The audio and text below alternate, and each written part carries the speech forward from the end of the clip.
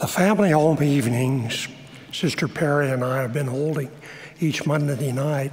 Le nombre de participants aux soirées familiales que Sœur Perry et moi tenions chaque lundi soir a soudain augmenté. Mon frère, sa fille, le frère de Barbara et une nièce et son mari ont emménagé dans notre immeuble. C'est la première fois depuis mon enfance que j'ai la bénédiction que des membres de ma famille vivent près de chez moi.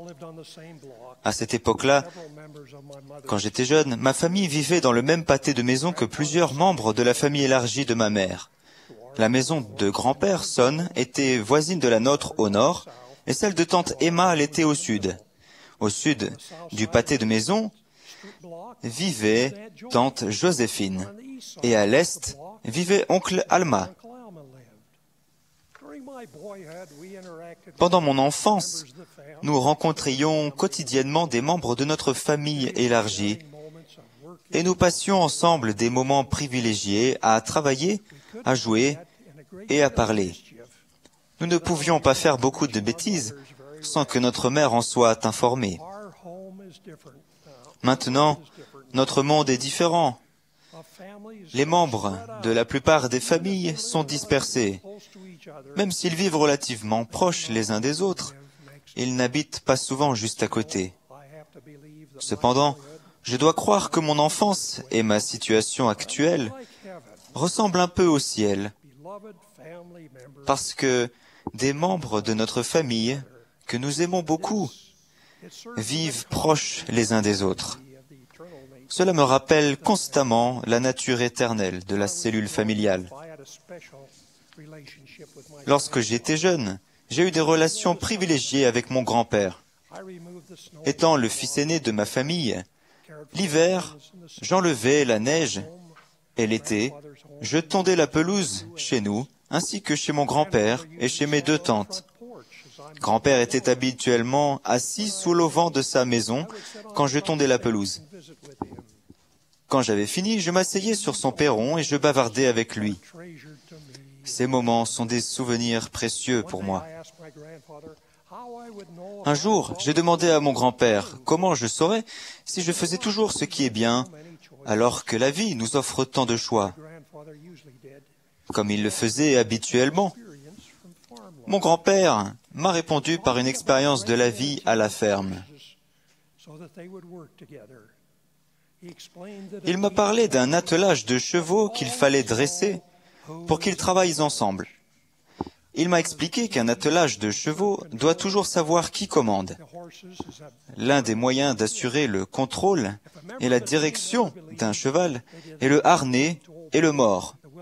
S'il arrive que l'un des chevaux de l'attelage croit qu'il n'a pas besoin d'obéir à la volonté du conducteur, il ne tirera et ne travaillera jamais avec les autres pour tirer tout le parti des capacités. Examinons maintenant la leçon que mon grand-père m'a apprise à l'aide de cet exemple. Qui conduit l'attelage de chevaux? Mon grand-père avait la conviction que c'est le Seigneur. C'est lui qui a l'objectif et le plan. C'est lui aussi qui forme et dresse l'attelage ainsi que chaque cheval individuellement. Le conducteur est celui qui sait, et la seule façon qu'un cheval a de savoir qu'il fait toujours ce qu'il doit, c'est d'obéir et de suivre ses ordres. Qu'est-ce que mon grand-père comparait à un harnais et à un mors? Je croyais alors, comme je le crois maintenant, que mon grand-père m'enseignait à suivre les murmures du Saint-Esprit. Pour lui, le harnais et le mors étaient spirituels. Un cheval obéissant, qui fait partie d'un attelage de chevaux bien dressés, n'a pas besoin de beaucoup plus qu'une petite tension des rênes du conducteur pour faire exactement ce qu'il veut qu'il fasse. Cette légère traction est l'équivalent du murmure doux et léger avec lequel le Seigneur nous parle. Afin de respecter notre libre arbitre, ce n'est jamais une traction forte ou énergique. Comme le fils prodigue l'a appris, les hommes et les femmes qui ignorent les murmures doux de l'esprit apprennent souvent par l'intermédiaire des conséquences naturelles de la désobéissance et d'une vie dissolue. Ce n'est qu'après avoir été réduit à l'humilité par les conséquences naturelles que le fils prodigue rentra en lui-même et entendit les murmures de l'esprit lui dire de retourner à la maison de son père. Ainsi, la leçon que mon grand-père m'a enseignée était d'être toujours prêt à recevoir la légère traction de l'esprit. Il m'a appris que je recevrais toujours cette incitation si je commençais à dévier de ma route. Et je ne serais jamais coupable de méfaits plus graves si je permettais au Saint-Esprit de guider mes décisions dans la vie. Comme Jacques III le déclare, si nous mettons le mors dans la bouche des chevaux pour qu'ils nous obéissent, nous dirigeons aussi leur corps tout entier. Nous devons prêter attention à notre mort spirituelle. À l'attraction la plus légère du Maître, nous devons être disposés à modifier complètement notre façon de faire.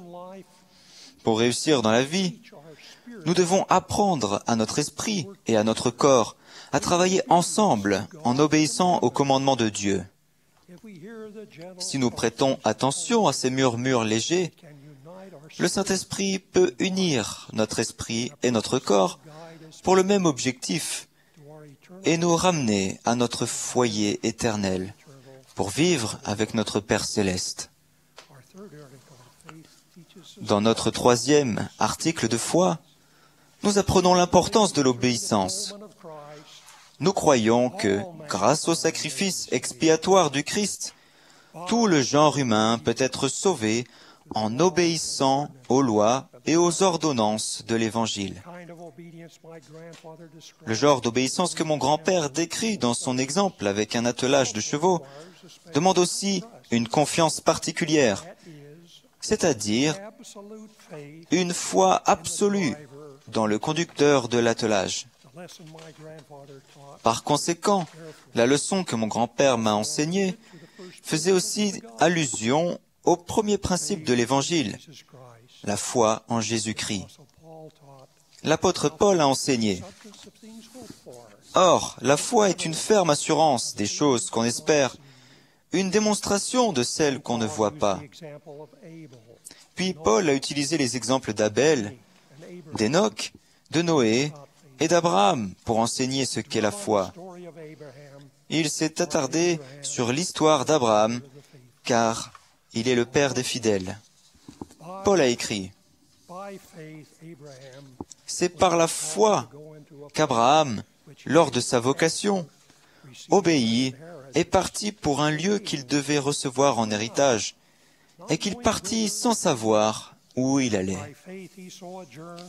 C'est par la foi qu'il vint s'établir dans la terre promise, comme dans une terre étrangère.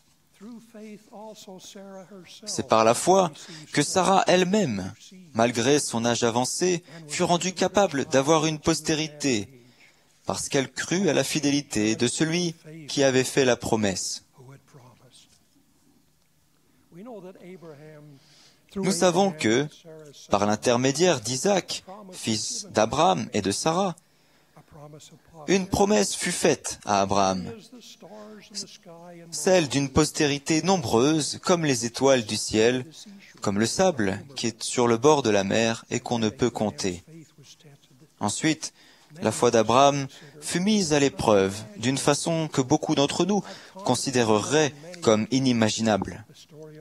J'ai médité de nombreuses fois sur l'histoire d'Abraham et d'Isaac, et je continue à croire que je ne comprends pas pleinement la fidélité d'Abraham et son obéissance.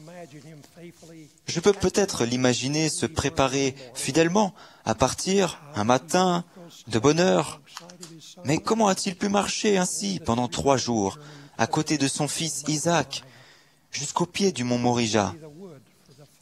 Comment ont-ils pu porter le bois pour le feu en haut de la montagne?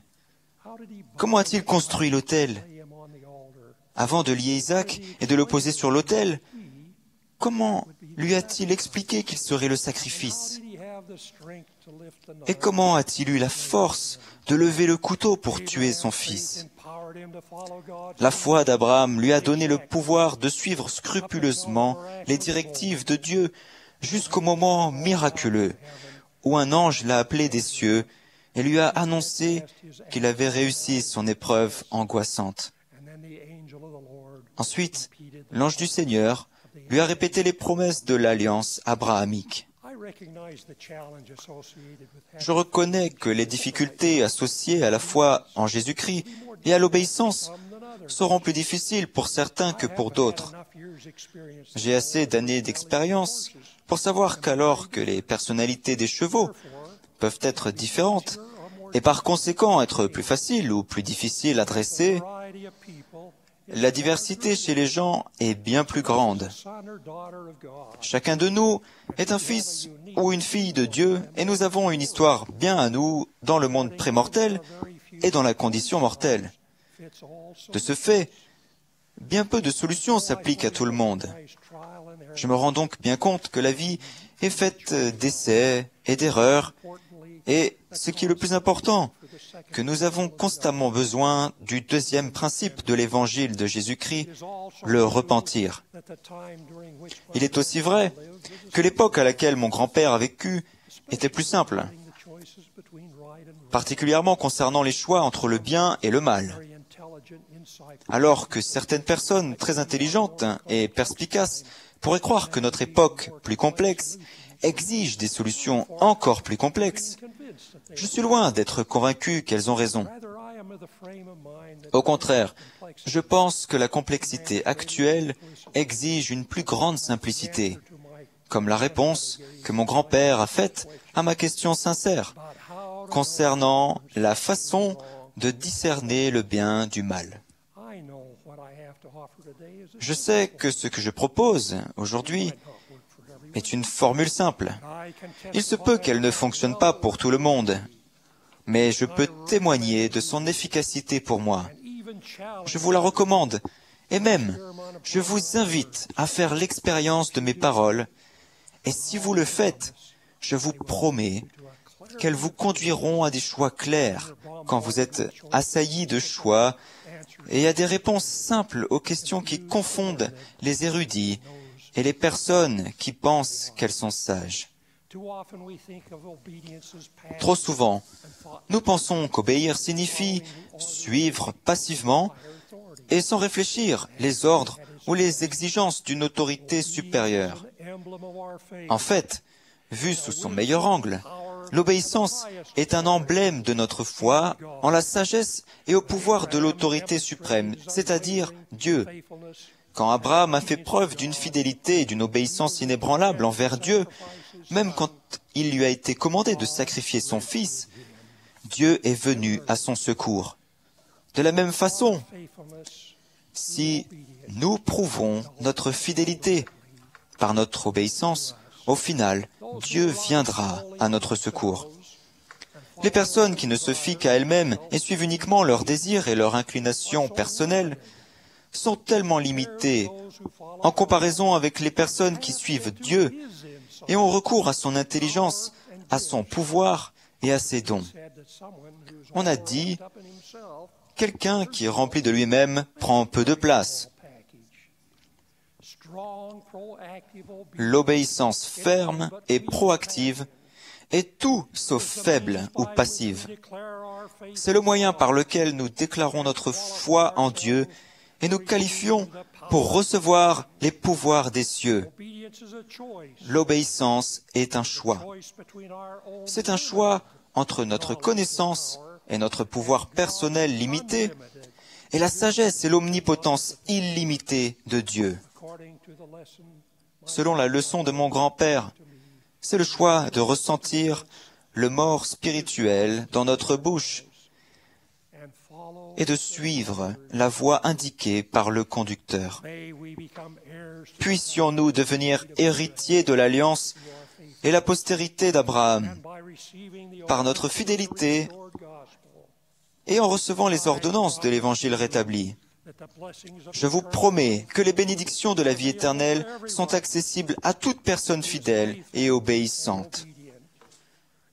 Au nom de Jésus-Christ. Amen.